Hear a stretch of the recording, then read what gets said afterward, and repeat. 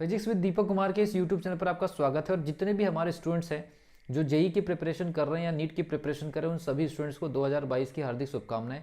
लेकिन इस particular video में हम बात करेंगे कि 2022 में आप क्या स्पेशल करने जा रहे हैं या आपको 2022 में क्या स्पेशल करने की ज़रूरत है। अगर मान लीजिए 2021 में कुछ मिस्टेक हो चुकी है, कुछ गलतियाँ हो गई है, तो उस गलतियों को आप कितने जल्दी सुधार सकते हैं ताकि 2022 में आप अपने एग्जामिनेशन से एक बेहतर रिजल्ट निकाल सके। ठीक है, सबसे पहली चीज़, अगर आप इस चैनल पर नए तो चैनल को सब्सक्राइब कर लीजिए, बेल आइकन को प्रेस कर लीजिए। अगर मान लीजिए आप नीट या आईआईटी जेईई जैसी एग्जामिनेशन की प्रिपरेशन कर रहे हैं तो 2022 के लिए आपको एक स्पेशल प्लानिंग के तहत चलना होगा। और जब कभी भी न्यू ईयर आता है तो आपको अपनी प्लानिंग को चेंज करना होता है, अपनी पुरानी प्लानिंग को ऑब्जर्व करना होता है। तो आज हम उसी सिलसिले को आगे बढ़ाते हुए कुछ चीज़ों पर बात करेंगे, क्योंकि मैं ये मान के चल रहा हूँ कि इस पर्टिकुलर यूट्यूब चैनल पर या तो नीट या आईआईटी जेईई के जेईई से रिलेटेड स्टूडेंट है जो कि हमसे फिजिक्स पढ़ते हैं। तो सबसे पहली चीज़ मैं आपसे रिक्वेस्ट करना चाहूँगा, ध्यान दीजिए कि आपका टाइम टेबल सही है या नहीं है। अगर आपका टाइम टेबल सही नहीं है तो पुराने टाइम टेबल को आप रीचेक करिए, और टाइम टेबल को रीचेक करने के बाद एक नया फ्रेश टाइम टेबल बनाइए और उसको फॉलो करने की कोशिश करिए। सबसे पहली चीज़ आपको ये काम करने की ज़रूरत है। तो 2022 में अगर न्यू ईयर आ रहा है तो न्यू ईयर में आपको सबसे पहली चीज़ एक स्टडी के लिए अपने टाइम टेबल को रीचेक करना है, क्रॉस चेक करना है, और टाइम टेबल सही है या नहीं है और कितने घंटे का उसको कितना बढ़ाने की ज़रूरत है। तो अपनी स्टडी का टाइमिंग और अपने टाइम टेबल को सबसे पहली चीज़ रीचेक करिए, और आप उसको फॉलो कर रहे हैं कि नहीं कर रहे हैं, ये सबसे पहली चीज़ चेक करिए। तो दो मतलब ये चीज़ चेक करिए कि टाइम टेबल को बढ़ाने की ज़रूरत है या टाइम टेबल आप फॉलो कर रहे हैं कि नहीं कर रहे। तो दो चीज़ आप चेक करिए कि टाइम टेबल के बारे में। फिर उसके बाद आप ये जरूर चेक करिए कि आपके पास में बेस्ट स्टडी मटेरियल है या नहीं है। अब ये जो बेस्ट स्टडी मटेरियल क्या होता है, इसके लिए आपको किसी गाइडलाइन की ज़रूरत पड़ती है। तो बेस्ट स्टडी मटेरियल का मतलब ये होता है कि वो एग्जामिनेशन ओरिएंटेड है या नहीं है, या उसको पढ़ने के बाद आपके द्वारा पुराने साल के पेपर आपसे सॉल्व हो पा रहे कि नहीं हो रहे, ये जरूर चेक करिए। अदरवाइज 90% से भी ज़्यादा जो स्टडी मटेरियल आज के समय में मार्केट में अवेलेबल है वो स्टूडेंट को जो लैंग्वेज में समझ में आता है उस लेवल के है ही नहीं। तो सबसे पहले चीज़ तो अपने बेस्ट स्टडी मटेरियल को ऑप्टिमाइज़ करिए या गाइडलाइंस लीजिए।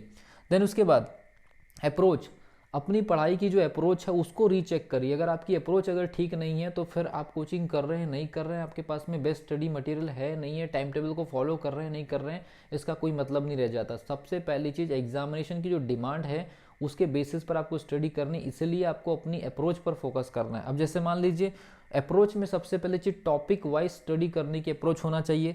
रैंडम टॉपिक उठा करके मत पढ़िए, रैंडम टॉपिक उठाने से कभी भी सिलेक्शन नहीं होता। तो सबसे पहली चीज़ तो आपको टॉपिक वाइज स्टडी करनी है। उसके बाद सब्जेक्ट वाइज अप्रोच, अब हर सब्जेक्ट को पढ़ने का एक अलग टेक्निक होता है। जैसे मान लीजिए मैथ्स को समझने का अलग है, फिजिक्स को, केमिस्ट्री का, बायोलॉजी को समझने का टेक्निक अलग है। तो सब्जेक्ट वाइज हर सब्जेक्ट को पढ़ने की एक डिमांड अलग तरीके से होती है। तो उस पर जरूर फोकस करिए कि आप ऐसा कहीं गलती ना कर दे कि एक ही पैटर्न से सभी सब्जेक्ट को हैंडल कर रहे हैं, ये आपको चेंज करने की ज़रूरत है। उसके अलावा एग्जामिनेशन सेटिस्फाइड, हमेशा याद रखिए पुराने साल के पेपर के आधार पर ही ये तय होता है कि आपका लेवल कितना है। इसलिए पुराने साल के पेपर जितना ज़्यादा हो सकता है आप अपने बेसिक कॉन्सेप्ट से सॉल्व करने की कोशिश करिए और ओल्ड ईयर पेपर को लगाइए, क्योंकि आपको फाइनली एग्जामिनर को सेटिस्फाइड करना है, अपने टीचर्स को या पुराने टीचर्स को या किसी मार्केट के मटेरियल को सेटिस्फाइड नहीं करना है, आपको एग्जामिनर को सेटिस्फाइड करना है। और एग्जामिनर को सेटिस्फाइड करने के लिए सिर्फ और सिर्फ उस चीज़ को क्रॉस चेक करना जरूरी है कि पुराने साल के पेपर बिना देखे या बिना उसके आंसर देखे आपसे बन रहे हैं या नहीं बन रहे, ये हैबिट आपको चेंज करनी है। ठीक है भी।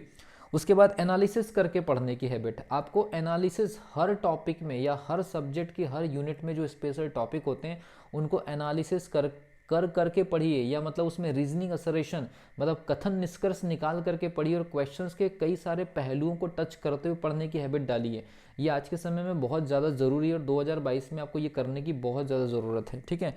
उसके बाद जिस सब्जेक्ट की न्यूमेरिकल अप्रोच है उसको कभी भी केवल और केवल थ्योरेटिकली हैंडल नहीं करना। जैसे केमिस्ट्री में 30% है और फिजिक्स में लगभग 80% है, इन सब्जेक्ट की जैसी अप्रोच है वैसी ही आपको हैंडल करना है। तो जहाँ पर न्यूमेरिकल की डिमांड है, जैसे आईआईटी जेईई में तो न्यूमेरिकल की बहुत ही ज़्यादा डिमांड है, और नीट में हम ये मान के चल रहे हैं कि फिजिक्स का कुछ पोर्शन मतलब लगभग 60 to 70% और केमिस्ट्री का 30% ये न्यूमेरिकल से भरा होता है। तो अपने न्यूमेरिकल्स को स्ट्रॉन्ग करिए, न्यूमेरिकल्स को स्ट्रॉन्ग करेंगे तो ही एग्जामिनेशन निकलेगा।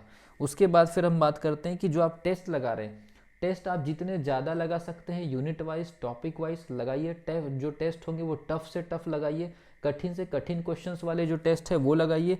रिवीजन मल्टीपल टाइम करिए, और जो एक्यूरेसी है पढ़ने की उस पे ऊपर ध्यान दीजिए। अब वो एक्यूरेसी कैसे चेक होगी, टेस्ट और रिवीजन से चेक होगी।